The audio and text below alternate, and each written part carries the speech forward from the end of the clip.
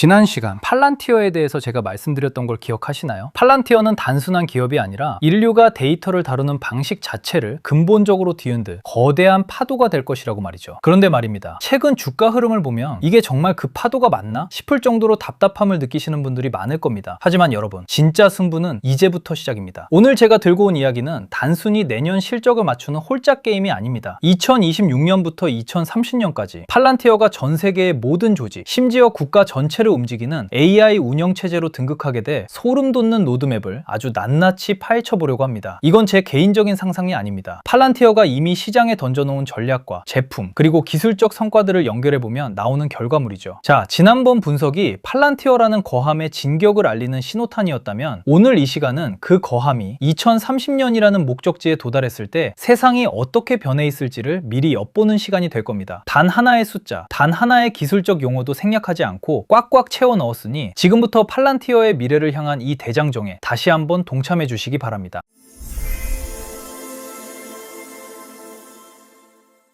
우리가 팔란티어의 미래를 논하기 위해선 먼저 현재 그들이 어디까지 와 있는지를 명확히 알아야 합니다. 현재 팔란티어의 비즈니스를 떠받치고 있는 기둥은 크게 두 가지입니다. 하나는 전통적인 강자인 정부 부문, 즉 국방과 정보, 치안을 담당하는 영역이고요. 다른 하나는 기업들의 효율을 극대화하는 상업 부문입니다. 여러분, 이 비율의 변화를 보셔야 합니다. 과거에는 정부 매출이 압도적이었지만 2020년 이후 상업 매출 비중이 정말 무서운 속도로 올라오고 있습니다. 전문가들은 2030년이 되면 상업 비중이 전체의 55%에서 60%까지 차지할 것이라고 보고 있는데 이게 그냥 하는 소리가 아닙니다. 실제로 2025년 3분기 기준으로 미국 상업 부문 매출이 전년 대비 무려 63% 이상 성장했다는 사실 여러분은 알고 계셨나요? 상업 쪽이 전체 성장을 완전히 견인하는 구조로 이미 체질 개선이 끝났다는 뜻입니다. 이런 성장을 가능하게 만든 건 팔란티어의 4대 천왕 플랫폼입니다. 먼저 고담입니다. 국방과 정보기관이 쓰는 작전용 플랫폼인데 실시간 데이터를 통합해서 위협을 탐지하고 복잡한 전장 네트워크를 분석하는데 도 같은 녀석이죠. 다음은 파운드리입니다. 이건 기업용인데 생산이나 물류, 금융 같은 복잡한 데이터를 하나의 디지털 트윈, 즉 온톨로지로 묶어버립니다. 단순히 데이터를 보여주는 게 아니라 의사결정을 자동화하는 것까지 연결되죠. 여기에 2023년 론칭된 AIP, 즉 AI 플랫폼이 얹어집니다. 이게 정말 핵심인데 거대 언어 모델인 LLM과 에이전트 기능을 고담과 파운드리에 얹어주는 AI 계층입니다. 기업이나 정부의 폐쇄적인 데이터에 안전하게 인공지능을 붙여서 실제 오퍼레이션까지 돌아가게 만드는 말 그대로 두뇌 역할을 하는 거죠. 그리고 이 모든 플랫폼을 어디에나 자동 배포하고 업데이트해주는 인프라 계층인 아폴로가 이들을 바치고 있습니다. 팔란티어는 이제 데이터 플랫폼 회사를 넘어서 조직의 일하는 방식 자체를 AI로 재설계해주는 운영체제를 꿈꾸고 있는 겁니다. 여기서 아주 흥미로운 전략적 변화가 하나 포착되었습니다. 바로 AIP 부트캠프입니다. 여러분, 이게 얼마나 혁신적인지 아십니까? 과거에는 소프트웨어 하나 파는데 수개월의 영업 사이클이 필요했습니다. 그런데 이제는 잠재 고객을 며칠 동안 부트캠프에 몰아넣고 그들의 실제 데이터를 연결해서 바로 돌아가는 AI 워크플로우를 눈앞에서 보여줍니다. 이 전략 덕분에 고객 획득 비용인 CAC를 획기적으로 낮췄고 상업부문 고객 수는 폭발적으로 늘어났습니다. 심지어 2026년에는 에이전틱 AI 하이브라는 개념까지 도입합니다. 공급망 장애 같은 복잡한 상황이 터지면 여러 개의 AI 에이전트들이 벌떼처럼 달려들어 협업하고 스스로 의사결정을 내려 실행까지 해주는 구조를 실험 중이죠. 이건 단순히 리포트를 써주는 AI가 아니라 실제로 실행하는 AI로 포지셔닝 하겠다는 아주 강력한 의지인 겁니다. 재무적인 수치도 정말 놀랍습니다. 2025년 기준 AIP를 포함한 AI 플랫폼이 연간 약 44억 달러 수준의 매출을 만들어내고 있고 성장률은 50%를 상회합니다. 미국 상업부문만 해도 2025년 상반기에 연율 10억 달러를 처음 돌파했고 계약 총액인 TCV 증가율은 무려 200%가 넘는 수준으로 보고되고 있습니다. 여기에 미 육군과의 10년 규모 장기 계약 같은 든든한 매출 바닥까지 확보해뒀으니 팔란티어는 이미 고성장을 위한 준비를 마친 상태인 것이죠. 자, 이제 조금 더 미래로 가봅시다. 2026년부터 2027년까지의 구간인데 이때는 성장 방향은 뚜렷하지만 주가는 밸류에이션이나 경쟁 우려가 있을 수도 있는 시기입니다. 하지만 내실은 그 어느 때보다 단단해질 겁니다. 여기서 핵심 키워드는 바로 소버린 AI입니다. 여러분, 이게 왜 중요할까요? 전 세계 각국 정부가 이제 깨닫기 시작한 겁니다. 우리 국가의 민감한 데이터를 미국이나 글로벌 클라우드 클라우드 기업에 그냥 맡길 수 없다는 것을요. 자국 내 데이터 센터나 주권 클라우드에서 AI를 돌리고 싶어 하는데 팔란티어는 원래부터 온프레미스나 사설망 배포에 압도적인 강점이 있었습니다. 아폴로와 루빅스 같은 구조를 통해 각국 정부와 방위산업체에 주권 AI 인프라를 제공하는 포지션을 확실히 굳히게 될 겁니다. 특히 유럽과 중동 정부들이 팔란티어를 국가 단위 AI 파트너로 채택하는 흐름이 아주 거세질 것으로 보입니다. 상업 부문에서는 산업별로 성공 사례, 즉 레퍼런스들이 쏟아져 나올 겁니다. 헬스케어 쪽을 보세요. 메이오 클리닉 같은 곳과 협업하면서 병원이나 제아이로 효율을, AI로 효율을 30%나 개선했다는 구체적인 성과들이 이미 나오고 있습니다. 제조와 에너지, 조선 분야도 마찬가지입니다. 2026년 다보스 포럼에서 공개된 HD 현대와의 파트너십처럼 대형 제조기업들의 디지털 전환이나 자율운항 선박 운영 등의 파운드리와 AIP가 적용되는 사례가 계속 쌓일 겁니다. 금융과 물류 쪽에서는 단순한 예측을 넘어서 실제로 주문을 넣고 노선을 변경하는 실행의 단계까지 에이전틱 AI가 침투할 것이고요. 여기서 팔란티어의 아주 영리한 전략이 하나 더 나옵니다. 바로 미드마켓, 즉 중소 중견기업 시장으로의 진출입니다. 과거 팔란티어는 최소 계약 규모가 100만 달러 이상이라 대기업들만의 전유물이었습니다. 하지만 2030년 상업 매출 비중 60%를 달성하려면 미드마켓 확대가 필수입니다. 그래서 이들은 최소 계약 금액을 25만 달러 수준까지 확 낮춰서 진입 장벽을 무너뜨리고 있습니다. 부트캠프를 통해 단기간에 투자 대비 수익률인 ROI를 보여주니 기업들이 안 쓸 이유가 없는 것이죠. 물론 이 구간에서 리스크가 없는 건 아닙니다. 마이크로소프트나 구글, 아마존 같은 거대 기술 기업들도 기업용 AI 시장을 전방위로 압박하고 있고 스노우플레이크나 데이터브릭스 같은 데이터 플랫폼 업체들도 경쟁자로 부상하고 있습니다. 시장에서는 팔란티어 너무 비싼 거 아니야? 성장이 둔화되는 것 같은데? 같은 목소리를 내며 주가 리레이팅을 주저할 수도 있습니다. 하지만 우리가 봐야 할 건 정부 쪽에서의 글로벌 확장과 상업 쪽에서의 산업별 성공 사례입니다. 이 기초가 튼튼하다면 결국 시장은 다시 평가할 수밖에 없을 겁니다. 자, 드디어 대망의 2028년에서 2030년 구간입니다. 이때 팔란티어는 과연 어떤 모습일까요? 기술적으로 보면 AIP가 에이전틱 AI의 본격적인 상용화를 이끌고 있을 겁니다. 이제는 인간의 일일이 승인하지 않아도 AI 에이전트들이 일정 범위 내에서 스스로 업무를 조정하고 실행하는 세미 오토노머스 운영이 보편화될 것입니다. 공급망 장애가 발생하거나 금융 트레이딩에서 급격한 변동성이 생길 때 여러 에이전트가 협력하는 하이브 구조가 실시간으로 리스크와 효율을 동시에 최적화하는 세상, 이게 팔란티어가 그리는 미래입니다. 여기에 에이전트의 성능이나 보안, 편향성 이슈를 감시하는 AI 관측 및 감사 레이어가 고도화되면서 정부의 규제나 신뢰성 문제도 해결하게 될 것입니다. 더 나아가 고담과 파운드리가 AIP와 완전히 깊게 결합되면서 전장, 공급망, 산업, 감융이 하나의 거대한 데이터망으로 묶이게 될 겁니다. 예를 들어 지정학적 리스크가 발생하면 그게 즉시 공급망에 어떤 영향을 주는지 분석되고 자동으로 산업 생산 계획과 물류 노선, 가격 정책에까지 반영되는 시나리오가 가능해지는 거죠. 이건 단순한 소프트웨어를 넘어서 국가 운영 체제 수준으로의 확장입니다. 매출 구조도 드라마틱하게 변해 있을 겁니다. 정부 부문 매출이 40에서 45%, 상업 부문이 55에서 60% 정도를 차지하게 될 텐데 정부 부문은 미국과 나토 동맹국, 중동 등으로 소버린 AI와 국방 디지털 트윈 계약을 대폭 늘려갈 겁니다. 특히 5년에서 10년 단위의 장기 계약과 85%에 달하는 높은 갱신율은 팔란티어의 재무 구조를 아주 단단하게 만들어주겠죠. 상업 부문은 헬스케어, 제조, 에너지, 금융 등 각 상업군에서 핵심적인 역할을 할 겁니다. 병원 운영의 자동화, 발전소의 예지 보수, 금융권의 리스크 관리 등을 에이전트들이 실시간으로 처리하면서 기업들의 필수 인프라가 될 것입니다. 일부 애널리스트들은 2030년까지 상업 매출 성장률이 연 30에서 35% 수준을 유지할 것으로 보고 있습니다. 수익성 측면에서도 잉여 현금 흐름인 FCF 마진이 30% 이상을 장기적으로 유지할 가능성이 큽니다. 규모가 커질수록 운영 레버리지가 발생하기 때문이죠. 낙관적인 시나리오에서는 2030년 매출이 수백억 달러에 달하고 이익률이 40%에 가까워질 것이라고 보는데 이 경우 시장에서 말하는 1조 달러 기업이라는 타이틀도 사정권에 들어오게 됩니다. 물론 이건 아주 공격적인 가정이긴 하지만 그만큼 팔란티어의 잠재력이 무궁무진하다는 반증이기도 합니다. 여기에 엔비디아나 스노우플레이크, 엑센추어 같은 기업들과의 파트너십을 통해 생태계를 넓히고 있는 것도 큰 장점입니다. 2030년에는 컨설팅 파트너들이 팔란티어 플랫폼 위에 직접 산업별 솔루션을 올리거나 사용자들이 클라우드 마켓플레이스에서 AIP 기반 앱을 바로 구독하는 구조가 정착되면서 생태계 효과가 극대화될 것입니다. 그렇다면 우리 같은 투자자들이 이 장기 로드맵이 현실화되는지 확인하려면 무엇을 지켜봐야 할까요? 첫 번째는 기술적 모멘텀입니다. AIP의 업데이트 속도를 보셔야 합니다. 특히 에이전트 기능이나 도메인 특화 모델, 그리고 규제 대응 기능이 얼마나 빠르게 고도화되는지가 관건입니다. 또한 고담과 파운드리가 단순 단순히 데이터를 보여주는 것을 넘어 실제로 자동 발주나 자동 스케줄링 같은 실행 단계로 얼마나 많이 진입하고 있는지도 체크해야 합니다. 두 번째는 비즈니스 지표입니다. 상업 고객 수의 증가 속도와 평균 계약 규모, 그리고 고객 유지율을 봐야 합니다. 특히 미국 외지역, 즉 유럽이나 중동에서 매출 비중이 올라간다면 이건 팔란티어가 글로벌 소버린 AI 파트너로 확실히 자리 잡았다는 강력한 신호입니다. 세 번째는 경쟁과 규제입니다. 거대 기술 기업들 사이에서 팔란티어만의 독보적인 온톨로지와 보안 기술이 여전히 해자 역할을 하고 있는지 확인해야 합니다. 또한 국방이나 금융 분야에서 AI 사용 규제가 강화될 때 팔란티어의 강점인 감사 기능과 권한 제어 기술이 오히려 기회가 되는지 아니면 장벽이 되는지도 살펴봐야 할 대목입니다. 마지막으로 밸류에이션입니다. 팔란티어는 워낙 스토리가 크고 화려한 종목이라 기대가 앞서면 멀티플이 과열되기 쉽고 성장이 조금만 둔화되어도 주가가 크게 출렁일 수 있습니다. 따라서 우리는 단기적인 성장률과 TCV, 상업 매출 비중을 보면서 냉정하게 진입과 비중 조절 전략을 짜야 합니다. 결국 2030년에 팔란티어를 요약하자면 불편할 정도로 느리게 느껴질 수 있지만 한번 깔리면 그 조직의 뼈대까지 파고드는 깊이 있는 운영체제형 비즈니스라고 할 수 있습니다. 지금의 주가 답답함은 어쩌면 거대한 폭발을 위한 응축의 과정일지도 모릅니다. 여러분은 오늘 이 데이터 속에서 어떤 미래를 보셨나요? 제가 공유해드린 저만의 관점과 철학이 여러분의 투자 지도에 작은 참고가 되길 바랍니다. 시청해주셔서 감사합니다.